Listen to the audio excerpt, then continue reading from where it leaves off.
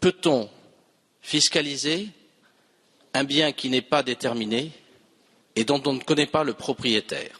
Une question simple pour résumer la situation foncière de la Corse. Le groupe de travail installé par le gouvernement sur les conséquences de la décision du Conseil constitutionnel en matière de droit de succession a démontré que plus de la moitié des biens n'avaient pas de titre de propriété dans l'île et que les 2/3 étaient la propriété de personnes décédées ou en indivision. Face à ce constat, ce vendredi à l'Assemblée nationale, les bancs étaient clairsemés mais les voix à l'unisson.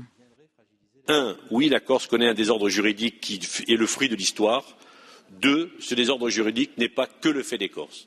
Appliqué à une situation totalement dissemblable, une même règle, ça s'appelle de la discrimination.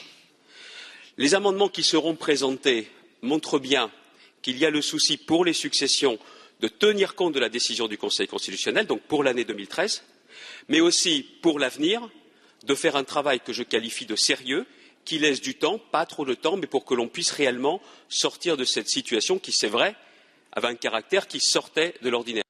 Une fois n'est pas coutume, la Corse a fait consensus pour un retour progressif à la normale. Les 4 députés de l'île ont déposé comme un seul homme des amendements à la loi de finances 2013. Ils proposent une exonération de 85% des droits de succession entre 2013 et 2016, 70% entre 2017 et 2019, 50% entre 2020 et 2022.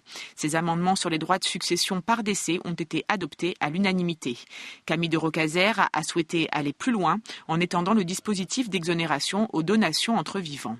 La fiscalité peut être incitative. Incitative pour réduire le délai d'organisation des successions et en même temps améliorer, je dirais, ces successions en le faisant entre vifs.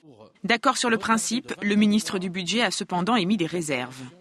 Il ne faut pas dans cette affaire-là que, par une volonté d'aller trop vite ou une volonté d'élargir trop le périmètre de l'amendement, nous l'exposions à un risque d'inconstitutionnalité, y compris en voulant bien faire, qui compromettrait toute la réussite de ce que nous avons engagé.